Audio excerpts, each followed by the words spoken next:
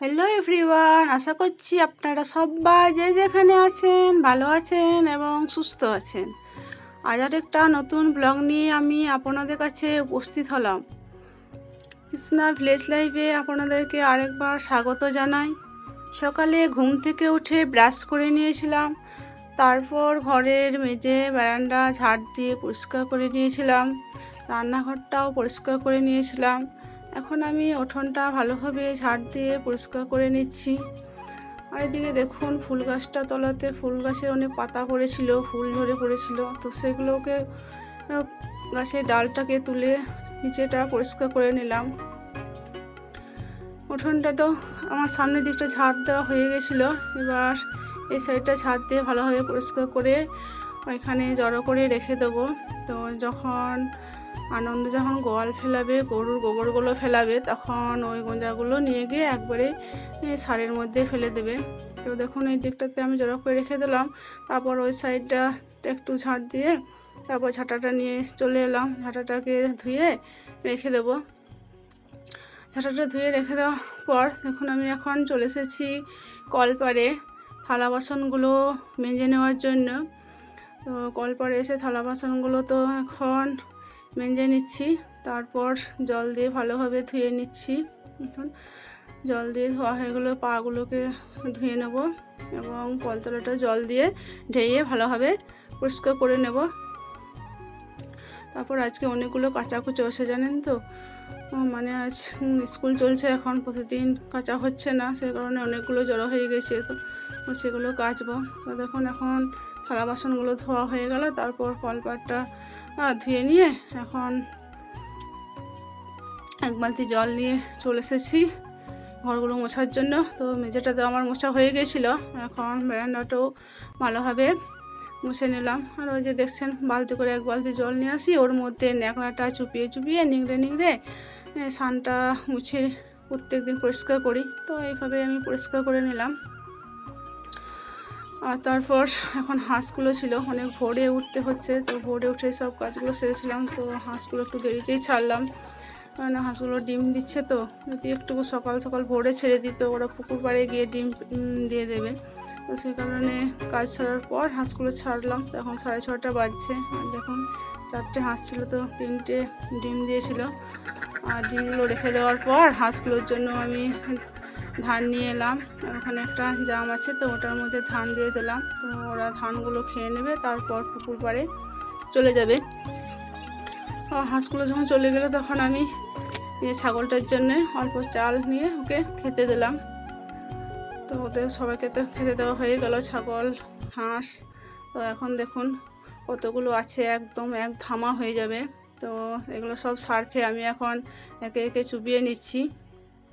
তো সার্ফে সব চোবানো হয়ে গেলে আমি যাব পুকুর পাড়ে এগুলোকে কাচতে।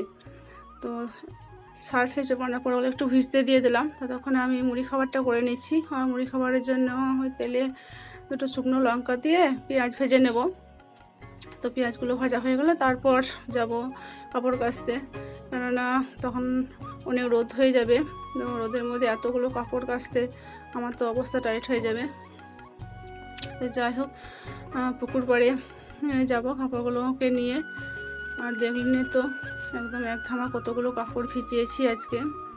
এখন মুড়ি খাবারটা করে নিচ্ছি, মুড়ি খাবারটা করে রেখে দেবো, তাহলে বাবারে সবাই মুড়ি খেতে পাবে, এসে পরে মুড়ি দিতে পাবো। যাই হোক দেখুন কত দূরে আমাদের পুকুর, আর অনেকটা রাস্তা, আর এতগুলো ধামা, আর এক ধামা নিয়ে এসেছিলাম পুকুরে কাচতে। বালতিতে এক বালতি, আর এদিকে ধামাটাতে দেখুন। তো পুকুরে এখন আমি জামা কাপড়গুলো কেটে নিচ্ছি। আর আজকে আমার এই পুকুরে এতগুলো কাপড় কাচতে কাচতে নাজেহাল অবস্থা হয়ে গেছিলো, পুরো তো ঘেমে একদম রোদে একদম মানে কি বলবো, এত নাজেহাল অবস্থা যে বাড়িতে গিয়ে আমি কিছুক্ষণ রেস্ট নিয়েছিলাম, তারপর আমি কাপড়গুলো মিলেছিলাম। আর দেখুন ওই যে ওই তাল গাছগুলো দেখা যাচ্ছে, ওইখানে আমাদের বাড়ি, মানে কতটা রাস্তা আমাকে কাপড়গুলো বয়ে নিয়ে আসতে হয়েছিল এবং নিয়ে যেতে হয়েছিল। তারপর তো কাচতে তো অনেকটা সময় নিয়েছিল, প্রায় 1-1.5 ঘন্টা, অনেকগুলোই ছিল। আর দেখুন তারপর আমি একটু রেস্ট নেওয়ার পর জামা কাপড়গুলোকে মিলিয়ে দিয়েছিলাম।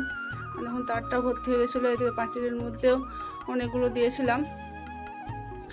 তারপর স্নান করা হয়ে গিয়েছিলো, স্নান করার পর দেখুন এখন ঠাকুরকে ফুল জল দিয়ে নেব, তো সেই কারণে ফুল তুলে নিচ্ছি। তো বাড়ির মধ্যে যে ঠাকুরগুলো আছে ওগুলোকে ফুল জল দিয়ে নেব। তারপর ফুল জল দেওয়া হয়ে গেলে আমি তুলসী মন্দিরে পঞ্চদেবতাকে এবং তুলসীকে ফুল জল নিবেদন করে দেব। তো এখন দেখুন আমি তো ফুলগুলো তুলে নিচ্ছি, তো এগুলো গিয়ে আমি ওই মেঝে যে ঠাকুরগুলো আছে তো সেগুলোতে দিয়ে নেব। আর এই দেখুন কতগুলো সাদা ফুল তুললাম, আর এখন নয়নতারাগুলো তুলে নিচ্ছি। মানে ভেতরে অনেকগুলো ঠাকুর আছে, তো সবার চরণে দিয়ে এখন চলে এসেছি দেখুন ঘটি করে জল নিয়ে। এবার তুলসী গাছে দিয়ে দেবো। তুলসী গোড়াতে কতগুলো ফুল দিয়ে দিলাম ঠাকুরের চরণে, তারপর এখন জল দিয়ে নিচ্ছি। তারপর আমি রান্নাঘরে চলে যাব রান্না চাপানোর জন্য। দেখুন এখন রান্নাঘরে চলে এসেছি। তো ভাতগুলো আমার প্রায় অর্ধেক হয়ে গেছিলো, আর এদিকে একটা ওভেনে ভাত আর একটাতে শাকটা সেদ্ধ করতে দিয়েছিলাম। তো শাকটা তো আমার সেদ্ধ হয়ে গেলে নামিয়ে নেবো, ভাতটা নামিয়ে নেবো। তারপরে দেখুন মাছ আছে, মাছ আর মশলা বেটে রেডি করে রেখেছিলাম। তো মাছের ঝোল আর আলু সেদ্ধ আর শাক ভাজা এটুকুই করব, কেননা অনেকটাই বেলা হয়ে গেছিলো কাপড়গুলো কাচতে মেলতে, তারপর ওইগুলোকে আবার শুকিয়ে গেলে গুছিয়ে রাখতে হবে, মানে অনেকটাই সময় লাগবে। তো সেই কারণে আজকে ওই ঝোল আর আলু সেদ্ধ আর শাক ভাজা ভাতই করব। তো চলুন ঝোলটা চাপানোর জন্য এই যে কড়াইতে তেল দিয়ে দিয়েছিলাম, 5 ফোড়ন তেজপাতা দিয়ে দিয়েছিলাম। তারপর ভালোভাবে মশলাটাকে ভেজে দিলাম কড়াইয়ের মধ্যে। মশলাটা ভাজা হয়ে গেলে ওর মধ্যে একটু জল দিয়ে দিলাম যাতে কড়াইতে লেগে না যায়। তো তারপর আলুগুলো দিয়ে দেবো, আলুগুলো দিয়ে হালকা নাড়াচাড়া করার পর ওগুলোকে সেদ্ধ হতে দিয়ে দেবো। আলুগুলো যখন সেদ্ধ হয়ে যাবে তারপর মাছগুলোকে ওর মধ্যে ছেড়ে দেবো। তখন দেখুন আলুগুলো দিয়ে দিয়েছিলাম, তারপর নাড়াচাড়া করে ওর মধ্যে আমি জল দিয়ে দিয়েছিলাম। তো এর মধ্যে পরিমাণ মতো এখন লবণ দিয়ে নিচ্ছি। তারপর দেখুন একটু মিট মশলা ছিল প্যাকেটটাতে, তো ওইটা দিয়ে দিলাম। তার আগে তো আমি জিরে আদা রসুন লঙ্কা পেটেছিলাম, মশলা দিয়েছিলাম। তো এখন দেখুন পরিমাণ মতো চিনি দিয়ে নিচ্ছি। ওইদিকে শাকটাতে মধ্যে পরিমাণ মতো চিনি দিয়ে দিলাম, মানে কুমড়ো শাক তো একটু চিনি দিলে খেতে ভালো লাগে মিষ্টি মিষ্টি, সেই কারণে শাকটার মধ্যে চিনি দিলাম। আর এদিকে দেখুন আলুগুলো সেদ্ধ হয়ে গেছিলো, তো মাছগুলোকে ওর মধ্যে ঝোলের মধ্যে ফেলে দিলাম। তো তারপর কিছুক্ষণ ফুটে যাবে, মানে রান্না হয়ে যাবে, তারপর নামিয়ে নেব। এদিকে দেখুন শাকটাও প্রায় আমার হয়ে গেছিলো।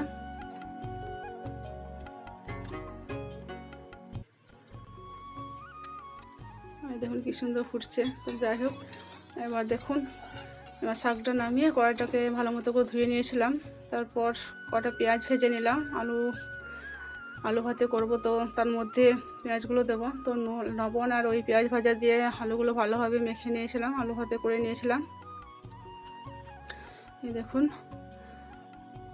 তারপর আমি জামা কাপড়গুলো কুড়িয়ে নেব।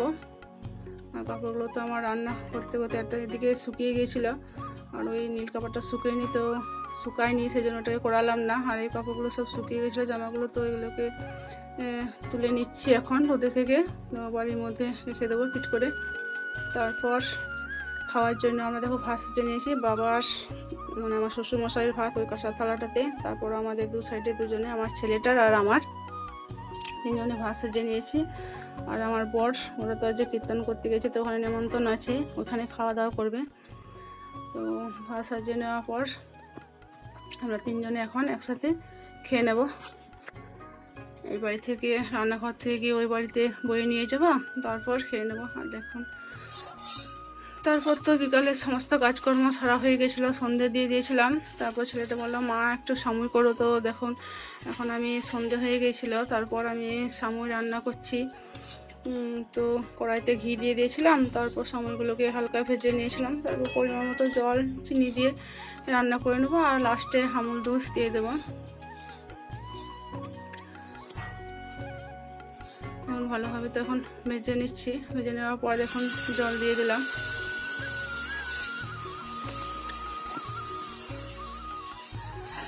বন্ধুরা দেখুন আজকের ব্লগটা আর বেশি বড় করব না, এখানেই রাখবো।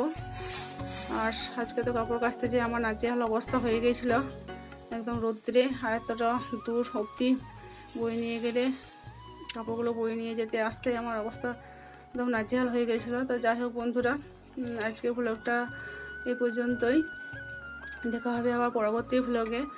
আজকে সময়টা হতে থাক, তারপর পরিমাণ মতো চিনি দিয়ে নেবো, তারপর আমুল দুধ দিয়ে নেবো, আমুল দুধ দিয়ে তারপর নামিয়ে দেবো।